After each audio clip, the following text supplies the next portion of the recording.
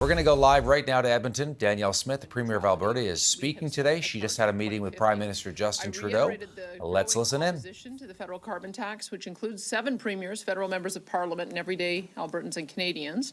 I went as far as to suggest to the Prime Minister that he could achieve a win if he listened to the growing calls against the carbon tax and reversed his decision to increase the tax, which will amount to about a 23% increase on April 1st.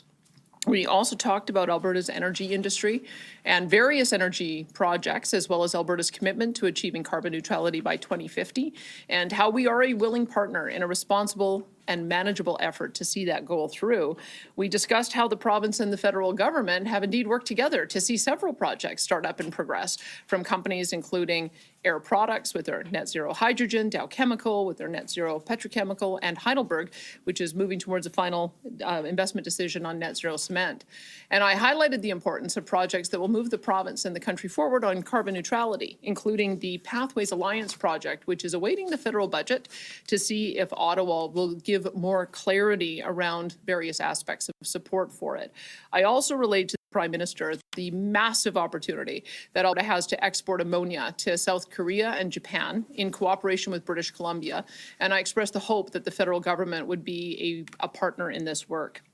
I also expressed gratitude for the progress on the Trans Mountain Pipeline and how I'm encouraged by the federal conversations taking place about replicating the highly successful Alberta Indigenous Opportunities Corporation and our loan guarantee program, as Indigenous leaders across the country have also praised Alberta for leading the way on economic reconciliation and for being an example that should be followed. I note that British Columbia just recently announced their own IOC program that is modeled after ours, and we look forward to working with the federal government should they ask us to assist with developing a national program. And lastly, I highlighted Alberta's plans to collaborate further with First Nations on issues such as mental health and addiction, infrastructure and housing.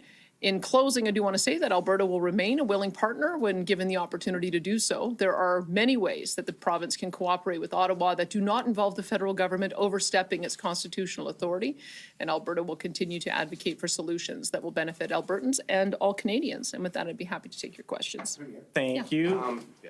A different topic. This week, Nenshi entered the NDP leadership race. He had some strong words about you. Said he's known you for 30 years, you were in school together, but he said your government is not just incompetent, but immoral and dangerous. So do you have any comment about him jumping in and then his rhetoric towards you? Well, look, there's a lot of candidates in the NDP leadership race, and I'll do what I have always done with leftist politicians. I will debate them on policy and on our records, then I'll trust that Albertans will decide which party better reflects their values and their priorities. That's what we did in the last election. That's what we will do in the next election. But I would say that I'm quite happy to stand on our record. We've balanced the budget twice. We've stood up for Albertans against the clean electricity regs, methane emissions cap, oil production cap. We're leading the country in job creation, 17,400 more jobs last month alone. We're leading on venture capital investment, $707 million in venture capital funding. We're creating the Alberta Hydrogen Centre of Excellence. We provided affordability payments to Albertans. We're building 141 schools, 98 of them are in process. We're building important infrastructure like the Red Deer Hospital and the standalone stollery. So that's why I am always proud and happy to stand and run on our record. I don't know that the NDP candidates are always proud and happy to run on theirs. I don't even think they know what they want to be at the end of their leadership contest. So as soon as they choose their leader and decide what they want to be, whether they want to be the NDP or some other version of it, I'd be more than happy to talk about policy. Jason Nixon, for example, was comparing him to Stalin yesterday. So even though you don't want to get into name-calling each other, will you tell your ministers not to do the same thing, or well, is it fair game to? You know, I would have to say that that there have been a number of politicians who've been in politics for a long time and have their own relationships with some of the candidates. And so, you know, I'll let them make their own judgment about how they feel they want to engage and what they want to say about it. So I let my caucus members have their own opinions. Thanks, Graham. And I was trying to say one question, one follow-up today. So starting here in the room, we'll go to you next, Lisa. Premier, did you come to any agreements or make any movement towards any agreements with the Prime Minister in your meeting this morning? One of the things that we both agreed is that the tables that we've set up with our officials are working very well. So I would say that we have we've got common cause for sure on the issue of hydrogen and how to be able to get that as the new fuel of the future to the market. I did make him aware that we have a sense of urgency around the issue of resolving issues around ammonia, because the Japanese are going to be going to an RFP for a 20-year supply in the coming months, and we want to be able to participate in that. It would be nice to have the federal government weigh in and offer some support for that. We also, and I knew this before from my last meeting with him, is that we are talking about small modular reactors. And as you saw, Capital Power has just inked a deal with OPG so that we can potentially go forward and start working around the permitting on that. And we have many projects that we work in common with. I met on the weekend with Francois-Philippe Champagne to talk about some of the areas where we're able to work together. He was instrumental in helping us to get to the finish line on Air Products and Dow Chemical, as well as Heidelberg and de Havilland. So I think there's many, many ways in which we can work constructively together. And so I do try to focus on the positive. Obviously, I let him know that I don't have as great a relationship as one of his other ministers, or with one of his other ministers. And I expressed my desire in person that if he chose to make a change in that portfolio, I'd be happy to have a reset in our relationship on that front. But we're going to work on the things that we can work together on.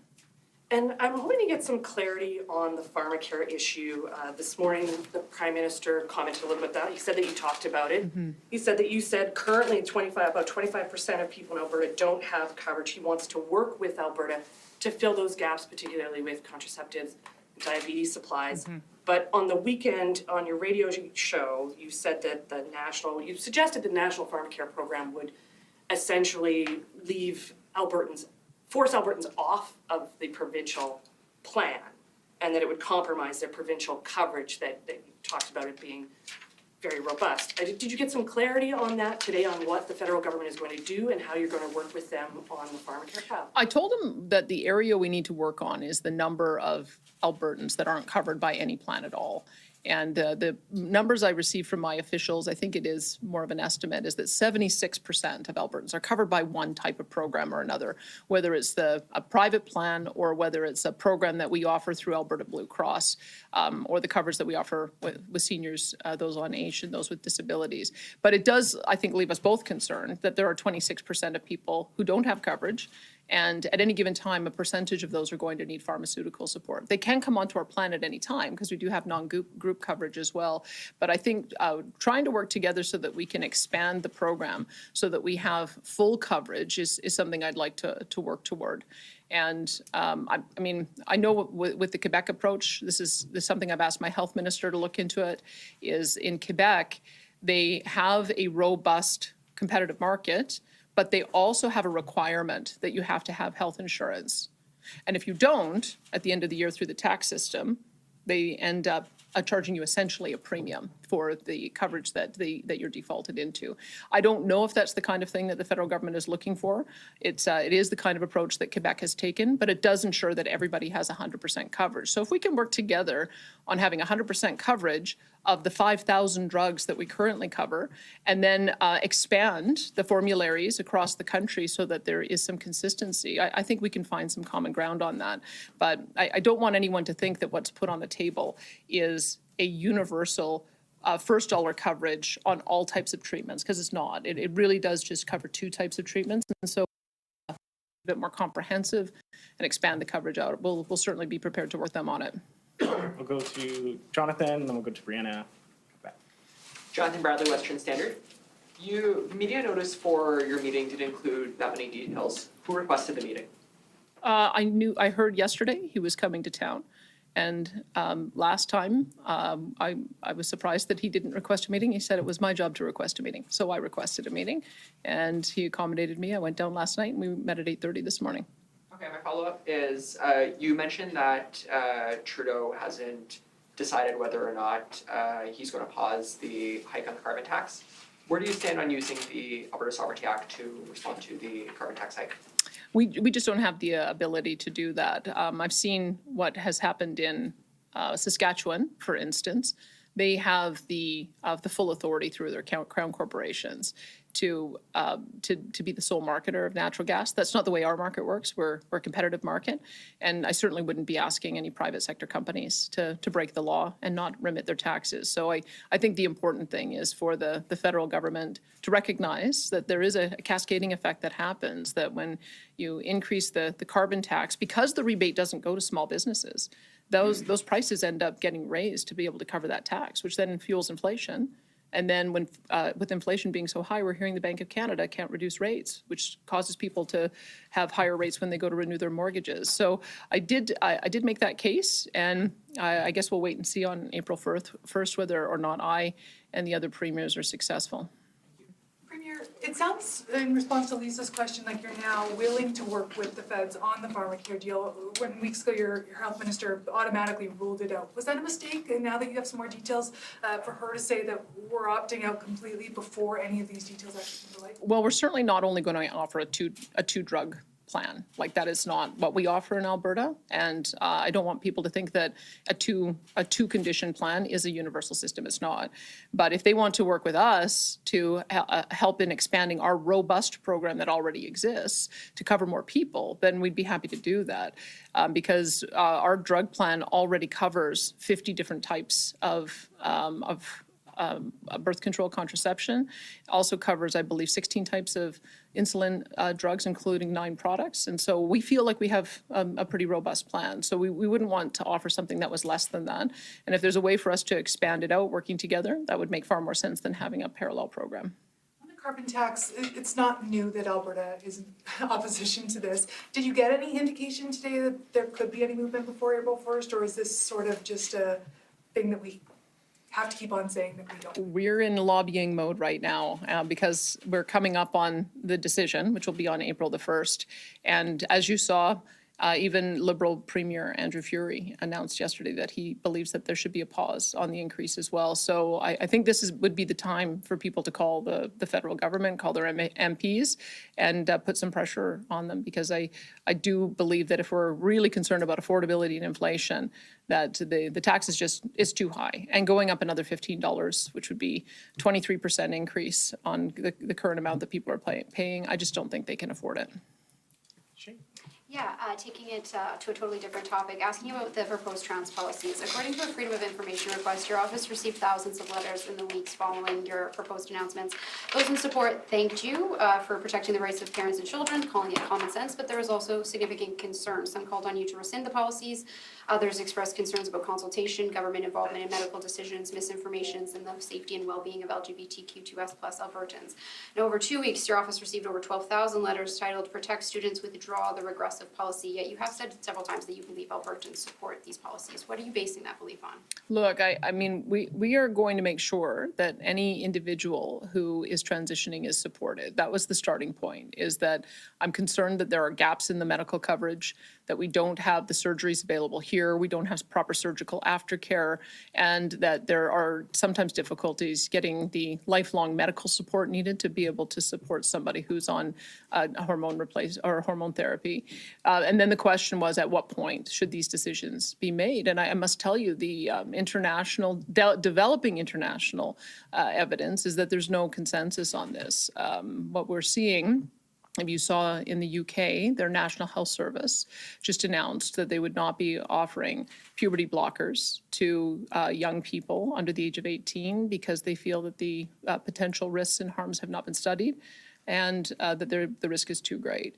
So when we look at that, we have to look at the broader international picture and see what the evolving evidence is. The UK, many of the Nordic countries, they're taking a different approach. We want to be cautious. We want to make sure that children are making these decisions when they're old enough to understand the consequences, because we are talking about sterility. Let's be frank about it. If you stop the process of puberty and then you do cross-sex hormones and you don't become sexually mature, you can't have children. And so we have to decide at what age a child should make that decision. And from the feedback that we've gotten from those who are in the field, from looking at the international evidence, we just don't feel comfortable that that would be the age 15 and under. We have agreed that we believe that children who have good medical care, psychological support, and supportive family can start that when they're 16. And I think that increasingly is going to be supported by the international evidence.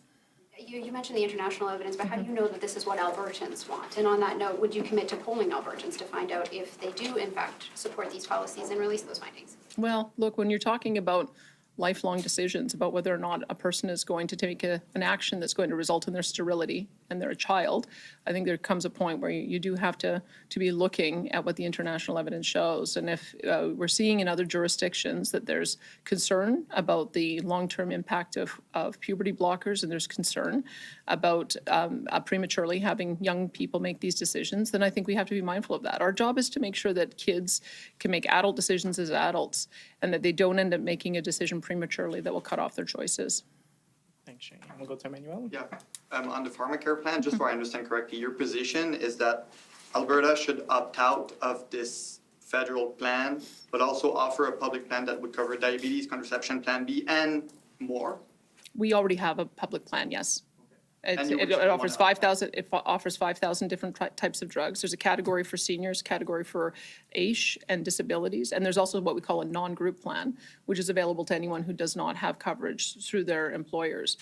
There are people who have chosen not to opt into that plan, and so if we can work with the federal government to get more people covered, we'd be happy to. But we want to make sure that it's a comprehensive plan that covers all conditions that we currently offer under our program. And on the carbon tax, Newfoundland Premier announced this morning that he was also opposed to the carbon tax hike. I think there's only Manitoba left in the provinces that are concerned by this federal carbon tax. And British Columbia, I think, because British Columbia has their own provincial carbon tax. But of the provinces that are concerned, do you plan on doing some kind of Premiers United Front on that, meetings, so to the federal government? I think we kind of are. We're tweeting and retweeting each other. I'm hoping to be able to touch base with Premier Fury when he's in Alberta this week. I was hoping to be able to see him, but he's going to be in Calgary. I'm going to be in Edmonton, so we might end up missing.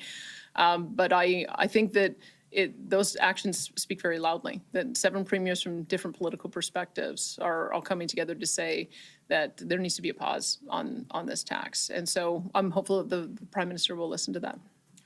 Thank you. We'll head over to the phones now. Operator, can you put through the first caller, please? Chris Marco, Calgary Herald. Hi, Premier. You mentioned in your remarks about the Pathways Alliance oil sands project. What was your message to the Prime Minister about the carbon capture project? And was there any sign of progress from the Prime Minister on Ottawa reaching agreement with the Pathways Alliance on the CCUS hub? Well, I did tell him that what my officials have told me, that our pore space is so expansive, it could, in theory, be able to sequester all the emissions that have already been produced by man. That gives you some idea of how large our pore space capacity is. And this project in particular would abate a significant amount of Canada's global emissions, 67 megatons, I believe. And there's a willing partner in the alliance to do so. I also told him that because we knew that they were waiting for us to come to the table and offer support, and we did. So in this budget, we are putting the framework in for a 12% carbon capture utilization and storage tax credit. And so we have moved on that. As I understand it, there's still some lack of clarity at the federal level about what that ITC will look like. We think it should include enhanced oil recovery because that allows for the CO2 to be used in a profitable way in order to be able to pay for the project, which will accelerate the project. And as well, contract for differences is, I think they've made some initial strides on that, but that is another area that I'm understanding that the companies need a bit more clarity on. We've put together a working group of our ministers to meet regularly with the Pathways Group to see what we can do to assist in moving that project to the finish line. I think we're just putting our terms of reference together right now, but we're committed as well to meeting with them on at least a monthly basis to make sure that we're able to keep the lines of communication open. We think this is a really important project. There'll be, I believe, 20 different oil sands companies that will ultimately put CO2 into this pipeline once it's complete. And we remain very hopeful that they'll be able to get to a final investment decision and start ordering the pipe to be able to start the project. Just to follow up, I've got a bit of a twofold question here then. Premier, just to be clear, what did the Prime Minister say regarding the Pathways Alliance and, I guess, their support or I guess, their views on the project. That's the first part of the question.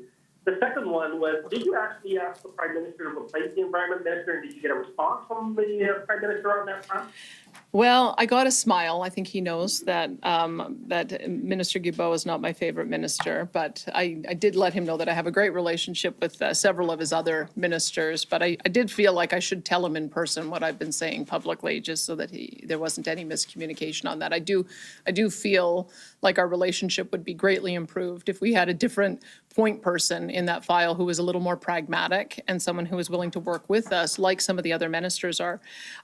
I have a strong sense that the federal government is quite keen to be able to see that project move forward. We still have to work with the Pathways Group to understand exactly what some of the barriers are to making those decisions. But I would hope that with the budget, if we can get some clarity about what the ITC looks like, get a little more clarity on contracts for differences, that I would be hopeful we would see a final investment decision before the end of the year. I'm just going as you are on some of what I've heard from the Pathways Group, that they feel there's still a lack of certainty in the long term about the support for the project, whether or not contracts for differences is going to be enough to allow them to defray some of their costs.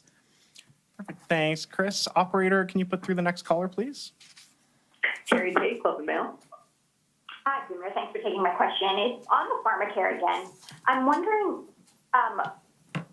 with the idea of covering contraceptive and diabetes for that 24% or 26% of people who do not have coverage, why would that not be a good starting point and sort of expand from there? Why are you sort of all or none? Well, I guess the way I look at it is when somebody signs up to a drug plan, they want the drug plan to cover what their particular ailment is, as opposed to what the government thinks that their ailment ought to be covered. And so that's my concern, is that as I made the comment, my dad has 7 different drugs that he's on our Blue Cross plan.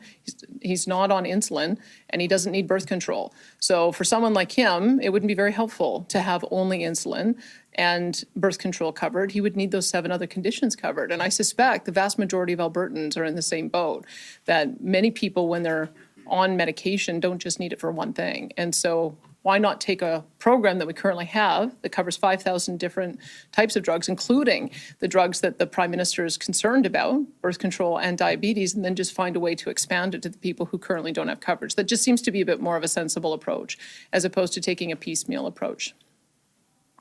And did you put that to the Prime Minister, and did he seem open to that idea, or was he dug in on the idea of contraceptive and diabetes only? Look, I mean, I think we all know how expensive this is going to be. If you had a comprehensive Pharmacare program that covered every molecule from first dollar, I think it's a $40 billion program, and they simply don't have the money for that.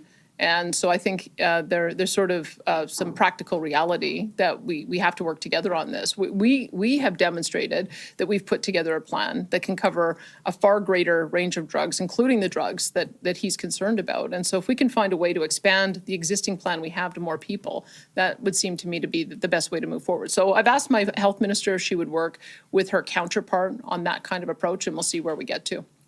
Thanks, Carrie. Operator, can you put through the next caller, please? Sheila Gunreed, Global News. Rebel News. Hi, Premier. Justin Trudeau walked out of his press conference or his meeting with you today and told the media that he had full confidence in his environment minister, and he rejected your calls to fire him. He then blamed you and the other premiers for being the caustic or problematic ones in the relationship with Guilbeault. How do you respond to that? Well, it's, admirable that he's defending that member of his team, but I think that the reality is somewhat different. We've got an environment minister who's lost in court on the Impact Assessment Act, and rather than accept that, seems to be trying to find a workaround on it. Lost on plastics, rather than accept that, is appealing it.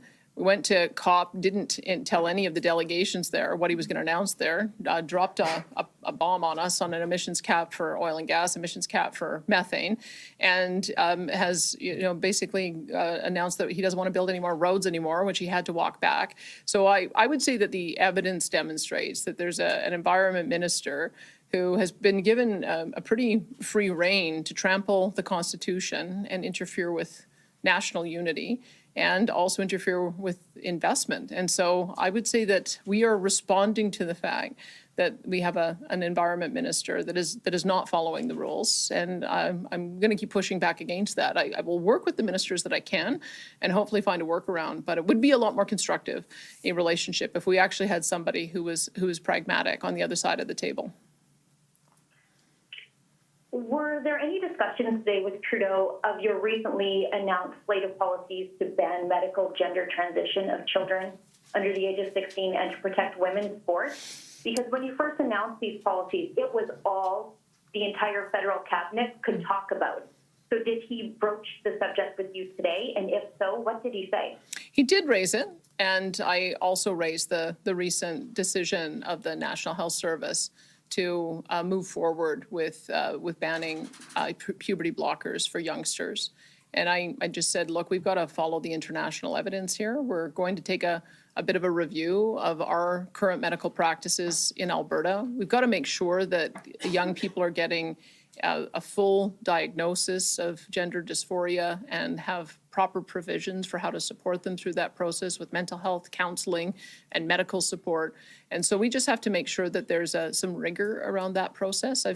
I think you probably saw the CBC French story where they went to a gender clinic in Quebec and hired a 14-year-old actress who was able to get testosterone in a 10-minute appointment.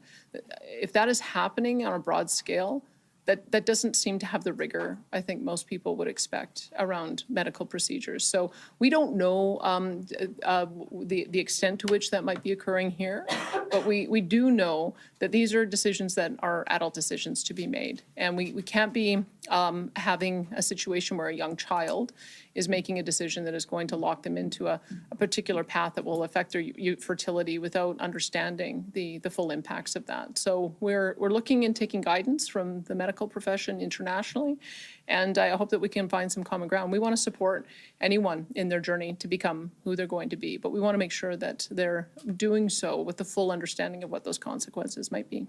Thank you, Sheila. And that's all the time we have for questions today. Thank you, everybody, for joining us. Thanks, everyone.